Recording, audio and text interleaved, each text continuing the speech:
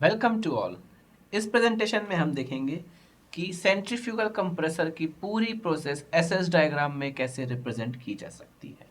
उसके पहले एक चीज़ समझने की ज़रूरत है। पिछले प्रेजेंटेशन में हमने आपको स्टैग्नेशन का कॉन्सेप्ट समझाया था एचएस डायग्राम में, थोड़ा सा उसको रिवाइज करते हैं। मान लीजिए कोई स्टेट है अपने पास, कोई कॉरस्पॉन्डिंग प्रेशर है, इस प्रेशर पे कोई इस फ्लूइड की स्टेट है जिसकी इंथैल्पी कितनी है अपनी एच, और इसकी यहाँ पे जो प्रेजेंटली ये जो वेलोसिटी है, ये कितनी वेलोसिटी है v। ठीक है, ये इसकी अपन ने क्या बोल दिया इसको, ये एक्चुअल स्टेट। करेंटली अभी अपने पास कोई फ्लूइड है, उसकी ये स्टेट है, एच वेलोसिटी है, एच इंथैल्पी है, स्टैटिक इंथैल्पी, और वी क्या है उसकी काइनेटिक वेलोसिटी जो कि अपने पास है। अब अपने को क्या करना है, इसकी इस स्टेट को स्टैग्नेशन स्टेट में कन्वर्ट करना है। तो स्टैग्नेशन स्टेट के लिए अपने को पता है क्या करना है, वेलोसिटी को आइसेंट्रोपिकली जीरो करना है। आइसेंट्रोपिकली मतलब ये एंट्रोपी कांस्टेंट रहेगी, तो आइसेंट्रोपिकली अपन ने इसको क्या कर दिया, जीरो कर दिया। जीरो कर दिया मींस वेलोसिटी को अपन ने किस में कन्वर्ट कर दिया, इंथैल्पी में ही कन्वर्ट कर दिया। इंथैल्पी में ये प्रेशर यहाँ पे कितना है P, इंथैल्पी में ही कन्वर्ट कर दिया, तो मतलब क्या हुआ, उसकी वेलोसिटी को इंथैल्पी में कन्वर्ट कर दिया तो उसकी इंथैल्पी बढ़ गई होगी, डेफिनेटली बढ़ गई होगी। तो ये प्रेशर है इसका कितना, इंथैल्पी बढ़ के उसकी कहां पे आ गई, ये वाली। और ये वाली जो इंथैल्पी है, ये कौन सी इंथैल्पी मिलेगी अपने को, H not in stagnation enthalpy. क्यों मिली स्टैग्नेशन इंथैल्पी, क्योंकि जो वेलोसिटी थी अपन ने उसको कन्वर्ट कर दिया किसमें, इंथैल्पी में। तो जो अपने को इंथैल्पी मिली वो इंथैल्पी बढ़ के मिली, क्योंकि उसकी एनर्जी कंटेंट बढ़ गया, उसका प्रेशर भी बढ़ गया। तो जो प्रेशर मिला वो अपने को स्टैग्नेशन प्रेशर मिला, और जो इंथैल्पी मिली वो अपने को कौन सी इंथैल्पी मिली, स्टैग्नेशन इंथैल्पी। तो ये कितनी एच से एच नॉट कितना बढ़ा, जितना इसका वेलोसिटी का एनर्जी, वेलोसिटी काइनेटिक एनर्जी रही, काइनेटिक एनर्जी कितनी रही, वी स्क्वायर बाई 2। यही था। अब ये प्रोसेस जो हुई ये क्या हुई, आइसेंट्रोपिकली। आइसेंट्रोपिकली आपको पता है कि आइसेंट्रोपिकली क्या होती है प्रोसेसेस, आइडियल प्रोसेसेस होती हैं, एक्चुअल प्रोसेसेस ऐसी नहीं होती। एक्चुअल प्रोसेसेस थोड़ी सी ऐसे रहती हैं। तो एक्चुअल प्रोसेस जब ऐसी है तो अपने को इस इंथैल्पी तक आना है, तो इस एक्चुअल प्रोसेस अपने को कैसी मिली, ये ऐसी मिली। तो यहाँ पे अपना प्रेशर क्या रहा, ये प्रेशर इतना रहा P0, इसको P0, ये वाला प्रेशर है P0 आइसेंट्रोपिकली स्टैग्नेशन प्रेशर, और ये P0 एक्चुअल, मतलब stagnation pressure at actual process. तो एक्चुअल प्रोसेस अपनी कैसे हो रही, ऐसी। और एक्चुअल प्रोसेस भी होगी तो कैसी, कहां तक होगी, वो ऐसे स्टैग्नेशन एंथैल्पी तक ही होगी। तो स्टैग्नेशन एंथैल्पी को एक्सटेंड किया, ये जहां पे कट गई, लेकिन स्टैग्नेशन एंथैल्पी तो वही मिली, लेकिन जो एक्चुअल प्रेशर मिला अपने को क्या मिला, वो थोड़ा सा कम मिला। तो ये वाली जो स्टेट है इसको बोलेंगे एक्चुअल स्टैग्नेशन स्टेट, इसको बोलेंगे आइडियल स्टैग्नेशन स्टेट, और इसको बोलेंगे एक्चुअल स्टेट। ये वाली क्या है, आइडियल स्टैग्नेशन स्टेट या आइसेंट्रोपिक स्टैग्नेशन स्टेट, इसको एक्चुअल स्टैग्नेशन स्टेट, इसको एक्चुअल स्टेज। तो आई होप ये कॉन्सेप्ट आपको समझ में आया होगा। इसके बाद अपन लोग चलते हैं कि पूरी प्रोसेस का कंप्रेसर में क्या होता है, पहले इनलेट होता है, इनलेट में उसके बाद इम्पेलर होता है, उसके बाद डिफ्यूजर होता है। ये चीज अपन ने देख चुकी है। तो इन तीनों में जब एयर आगे पास करती है तो कैसे होती है, कैसे कैसे उसकी प्रॉपर्टीज वेरी करती हैं। एच एस, तो इनलेट पे स्टेट मान लेते हैं अपन कितनी है, 0 0। तो इनलेट पे प्रेशर भी कितना रहेगा, 0 0। अब इनलेट में वेलोसिटी कितनी है, लगभग 0 है। तो यहाँ पे उसकी स्टेट हो गई, मान लो जी ये इनलेट पे, इनलेट नोजल पे जाने से पहले उसकी ये स्टेट थी, तो ये वाली क्या हो गई, उसकी एंथैल्पी अपने को मिल गई। अब वेलोसिटी 0 है इनलेट पे, तो यही उसकी क्या हो जाएगी, स्टैग्नेशन एंथैल्पी हो जाएगी। क्यों स्टैग्नेशन एंथैल्पी क्यों हो जाएगी, क्योंकि वेलोसिटी तो 0 है। ठीक है, तो स्टैग्नेशन एंथैल्पी। अब यहाँ पे इनलेट में जैसे आई तो नोजल के कारण उसका क्या हुआ, नोजल के कारण क्या हुआ, उसका प्रेशर ड्रॉप हुआ और वेलोसिटी थोड़ी सी इंक्रीज हुई।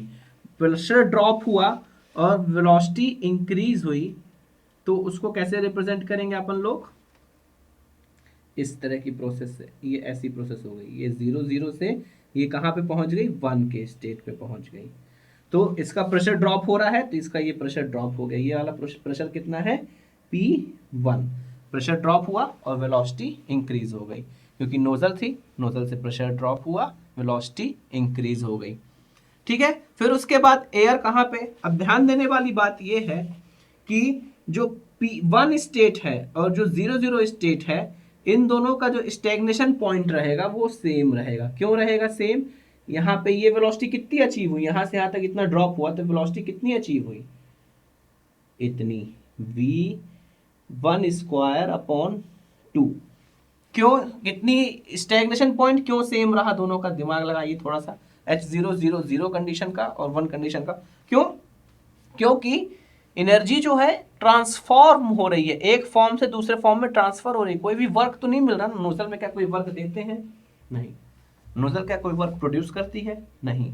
तो स्टैग्नेशन पॉइंट तभी चेंज होगा जब कोई वर्क रिलीज हो या वर्क गिवन हो सिस्टम को, तभी स्टैग्नेशन पॉइंट सेम होगा, चेंज होगा। तो यहाँ पे कोई भी वर्क इंटरेक्शन नहीं है इन दोनों प्रोसेस के बीच में, 0 और 1 के बीच में, तो कोई भी स्टैग्नेशन पॉइंट जो पहले था वही था बाद में। तो 0 से 1 की स्टेट कौन सी है, जो नोजल हो रही है वो निकल, नोजल अपनी वेलोसिटी इंक्रीज कर रही, कितनी वेलोसिटी इंक्रीज करी, इसी स्टैग्नेशन पॉइंट में जहां तक पहुंच जाए इतनी वेलोसिटी उसने इंक्रीज कर दी। फिर अब नोजल जो है किस पे, एयर जो है इम्पेलर पे इंटर करेगी, कितने प्रेशर के साथ, स्टैटिक प्रेशर P1 और स्टैटिक टेम्परेचर T1 के साथ वो क्या करेगी, नोजल इम्पेलर में एंट्री लेगी।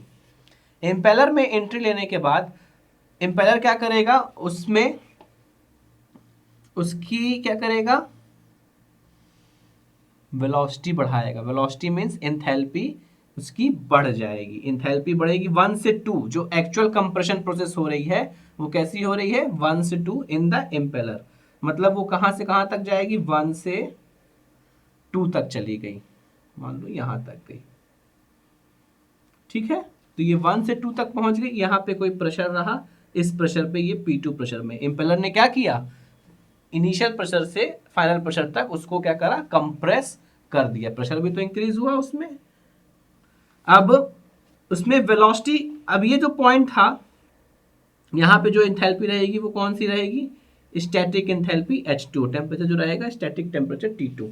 अब उसने प्रेशर तो इंक्रीज किया, साथ ही साथ उसने क्या किया, वेलोसिटी भी तो इंक्रीज करी। इस पॉइंट पे क्या है, उसके साथ कुछ वेलोसिटी भी है, कुछ ना कुछ वेलोसिटी, तो काफी ज्यादा वेलोसिटी मिल गई होगी इम्पेलर से निकलने के बाद। तो उस वेलोसिटी को अपन ने क्या किया, आइसेंट्रोपिकली क्या किया, रिड्यूस कर दिया, कहां तक, उसके स्टैग्नेशन पॉइंट तक। तो मान लो ये उसका स्टैग्नेशन पॉइंट है। तो ये जो P02 मिला अपने को, ये वाली इंथैल्पी जो मिली, ये कौन सी इंथैल्पी मिली अपने को, H02, मतलब स्टेट 2 की अपने को स्टैग्नेशन पॉइंट मिल गया ये। और ये वाला जो टर्म रहा ये कितना रहा अपना, V2 स्क्वायर अपॉन 2। क्लियर हुआ। 1 पे कहाँ हुआ वो, इनलेट हुआ, कहाँ पे, 1 पे इनलेट हुआ वो, ये पूरा ऐसे चलेगा, ऐसे ऐसे, 1 से वो इनलेट हुआ किस पे, इम्पेलर पे। तो 1 से 2 तक ने क्या हुआ, उसका प्रेशर P1 से P2 बढ़ा, एंथैल्पी स्टैटिक एंथैल्पी H1 से H2 हुई, वेलोसिटी V1 से V2 हुई। अब इसका स्टैग्नेशन पॉइंट चाहिए अपने को, तो 2 पॉइंट पे जितनी वेलोसिटी थी उसको अपने आइसेंट्रोपिकली डिक्रीज टू 0 कर दिया। तो जो पॉइंट मिला अपने को वो क्या मिला, stagnation point with respect to this condition. Clear. अब 2 पे जब वो निकला, यहां से गया 1, यहाँ पे 2 से निकला तो वो कहां पे चला गया, डिफ्यूजर में। डिफ्यूजर क्या किया, उसका प्रेशर फर्दर इंक्रीज किया, डिफ्यूजर फर्दर प्रेशर इंक्रीज किया तो इस पॉइंट तक ला दिया। ये कौन सा प्रेशर हो गया उसका, P3 वाला प्रेशर। तो ये कौन सी स्टेट मिली उसको, 3 स्टेट मिली। तो इस पॉइंट पे डिफ्यूजर से निकला। अब डिफ्यूजर से निकला तो डिफ्यूजर से क्या 0 वेलोसिटी से निकला, नहीं, डिफ्यूजर में भी कुछ वेलोसिटी रही V3, भले V2 से कम रही, V3 would be less than V2। क्यों, क्योंकि V2 जो वेलोसिटी मिली उसी को तो कन्वर्ट किया अपन ने, प्रेशर इंक्रीज किया, तो V3 would be less than V2। तो लेकिन कुछ तो वेलोसिटी रही ना, तो कुछ वेलोसिटी रही, तो ये वेलोसिटी रहेगी कितनी, V2। ये V3 मिल गया अपने को, V3 स्क्वायर अपॉन 2। अब देखने वाली बात यह है कि 2 स्टेट का और स्टेट 3 का स्टेगनेशन पॉइंट दोनों का सेम है। अब सोचिए ये कैसे, ये वाला स्टेगनेशन पॉइंट आया 0.3, ये वाला स्टेगनेशन पॉइंट आया 0.2। क्यों सेम है? मैंने आपको पहले ही बताया, जब तक वर्क इंटरेक्शन ना हो बाहर से या अंदर से, तब तक स्टेगनेशन पॉइंट चेंज नहीं होता। तो 2 से 3 में क्या कोई वर्क इंटरेक्शन हुआ? नहीं, कन्वर्जन ही हुआ ना, एनर्जी ट्रांसफॉर्मेशन हुआ, ट्रांसफर नहीं हुआ। एनर्जी ट्रांसफर तो 1 से 2 के बीच में हुई, जो इम्पेलर ने फ्लूइड को दी, तो यहाँ पे स्टेगनेशन पॉइंट चेंज हो गया, लेकिन 2 से 3 के बीच में कोई एनर्जी ट्रांसफर हो ही नहीं रहा। एनर्जी क्या ट्रांसफॉर्म हो रही, 1 फॉर्म से 2 फॉर्म में, कोई वर्क इंट्रैक्शन नहीं हुआ। तो 2 से 3 के बीच में जो है आपका क्या कहते हैं, स्टैग्नेशन एंथैल्पी सेम रहेगी। बस वो प्रेशर जो थोड़ा सा रहा 3 पॉइंट पे अपना कम हो गया। क्यों? ड्यू टू सम लॉसेस और डिफ्यूजन प्रोसेस के कारण जो तो प्रेशर रहता है थोड़ा सा लॉस हो गया। तो P3 जो है यहाँ पे लेस है किससे? P2 से, लेकिन H02 equal to H03 enthalpy दोनों की जो रहेगी वो सेम रहेगी। अब ये तो पूरी प्रोसेस हो गई एक्चुअल। अब आइडियलिस्टिक प्रोसेस कैसी होती है? 2 से 3 डैश। अगर इसमें अब अपन लोग एक चीज मान के चलें कि जो ये हुआ 1 से 2 तक हुआ, ये तो एक्चुअल कंप्रेशन हुआ। अगर इसको आइडियल कंप्रेशन माने तो कैसा होगा आइडियल कंप्रेशन? आइडियल कंप्रेशन कैसा होता है? आइसेंट्रोपिक होता है। तो आइडियल कंप्रेशन तो ऐसा होता है, ये इसको डैश डैश करके। आइडियल कंप्रेशन ऐसा होगा तो ये कौन सी स्टेट देगा अपने को? 2 डैश। तो ये अपने को कौन सा पॉइंट मिल गया? आइडियल कंप्रेशन का वो मिल गया। और ये वाला पॉइंट जब 0.2 पे जाके स्ट्राइक करेगा तो ये वाला कौन सा पॉइंट मिल गया अपने को? 0.2 डैश। कौन सा पॉइंट मिला? 0.2 डैश। उसके बाद 2 से 3 में जो प्रोसेस हो रही है, अगर इसको भी अपन ने क्या किया, आइडियल मान के चलें, तो ये वाली प्रोसेस भी आइडियल जाएगी तो कहाँ पे जाएगी? यहीं पे जाएगी। आइडियल कहाँ तक जाती? ये वाला प्रोसेस था, ये 3 प्रेशर तक जाना है ना इसको, तो ये वाली प्रोसेस यहाँ तक जाती। तो यहाँ तक जाती ये प्रोसेस, तो ये अपने को कौन सा पॉइंट मिलता? 3 डैश। देखिए प्रेशर सेम होना चाहिए। देखिए 2 से 3 में प्रेशर, ये वाली प्रेशर की लाइन है, ये एक्चुअल लाइन है, और ये वाली क्या है? आइसेंट्रोपिक लाइन है। तो यही प्रेशर पे आएगी ना, प्रेशर तो बदल नहीं जाएगा, बस प्रोसेस वो पाथ कौन सा फॉलो कर रही है, आइडियल वाला या एक्चुअल वाला, ये आपको देखना है। 3 डैश। अब 1 से 2 डैश ये अपने एक्चुअल प्रोसेस तो देख ली। अब स्टार्टिंग से लेकर एंड तक, if isentropic compression would have been taken place from 1 to delivery pressure, मतलब 1 से लेकर 3 तक वो जो है प्रेशर, 3 तक जो है डिलीवरी प्रेशर तक वो आइसेंट्रोपिक कंप्रेशन ही हो, तो कैसा होगा? 1 से लेकर 3 तक, तो 1 प्रोसेस यहाँ शुरू हो रही है, 3 प्रोसेस यहाँ पे खत्म हो रही है, मतलब स्टार्टिंग से लेकर एंड तक 1 से 3 तक जो है प्रोसेस अपनी कैसी रहे? आइसेंट्रोपिक। तो आइसेंट्रोपिक प्रोसेस के लिए इसको अपने को प्रेशर 3 वाला बढ़ाना पड़ेगा, और ये वाला पॉइंट जाएगा कहाँ पे? 2 डैश के ऊपर, ये 3 डैश। ठीक है, तो अपने को कौन सा पॉइंट मिल जाएगा? 3 डैश वाला। एक चीज और देखने वाली बात है, जो आइसेंट्रोपिक स्टेट 2 थी उसका स्टैग्नेशन पॉइंट 0.2 मिला, स्टेट 3 थी स्टैग्नेशन पॉइंट उसका कितना मिला? 0.3 मिला। अपनी दोनों की क्या है? स्टैग्नेशन एंथैल्पी सेम है। यहाँ पे स्टैग्नेशन प्रेशर P02 और यहाँ से स्टैग्नेशन प्रेशर जाएगा कितना? P03। और ये वाला प्रेशर जब P03 यहाँ पे आएगा तो ये वाला यहाँ पे कट करेगा 0.3 डैश बनाएगा यहाँ पे। क्लियर हुआ कि नहीं? जिस प्रेशर से जो लाइन इंटरसेक्ट कर रही है वो वही वाला डैश यहाँ पे बनाएगी। और ये वाला पॉइंट जो रहेगा, ये 3 से आ रहा है, प्रेशर 3 से, तो ये 3 डैश बनेगा। So clear? आई होप आपको समझ में आया होगा कि 0 से 1 में क्या हो रहा है अपना। इस डायग्राम में आपको क्लियर रिप्रेजेंटेशन दिख रहा होगा, जो पूरी प्रोसेस हमने समझाई है। 0 से 1 में क्या हो रहा है? इनलेट हो रहा है। इनलेट मतलब नोजल में वेलोसिटी इंक्रीज हो रही, वेलोसिटी इंक्रीज हो, प्रेशर डिक्रीज हो रहा है। तो प्रेशर इनिशियल स्टेट मान लिए 0, वेलोसिटी इंक्रीज, प्रेशर डिक्रीज, तो P1 स्टेट पे आ गया। वेलोसिटी इंक्रीज हुई तो इसको अगर यहाँ पे हमने जितनी वेलोसिटी इंक्रीज हुई उसको वापस स्टैग्नेशन स्टेट तक लाएंगे तो वो इनिशियल स्टैग्नेशन स्टेट अचीव कर लेगा। क्यों? क्योंकि कोई भी वर्क इंट्रैक्शन नहीं हुआ। अब 1 से 2 में इम्पेलर में कंप्रेशन हो रहा है, तो 1 से 2 में ये एक्चुअल कंप्रेशन की लाइन है। टू प्रेशर तक जाएगी तो उसकी वेलोसिटी कुछ होगी v2। इस वेलोसिटी को हम कन्वर्ट कर दिए इंथैल्पी में, तो अपने को क्या मिल गया, स्टेग्नेशन इंथैल्पी मिल गई, डेट इज 0 2 पॉइंट मिल गया अपने को।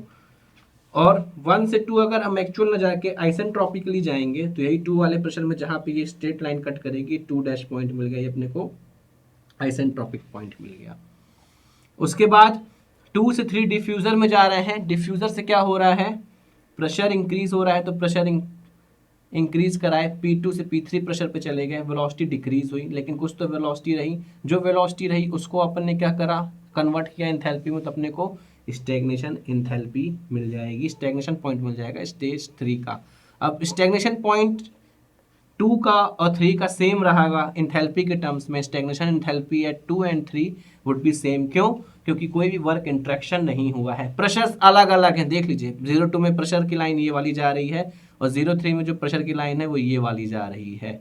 तो प्रेशर थोड़ा सा डिक्रीज ही हुआ है क्योंकि लॉसेस होते हैं उसमें, लेकिन इंथैल्पी जो है सेम है।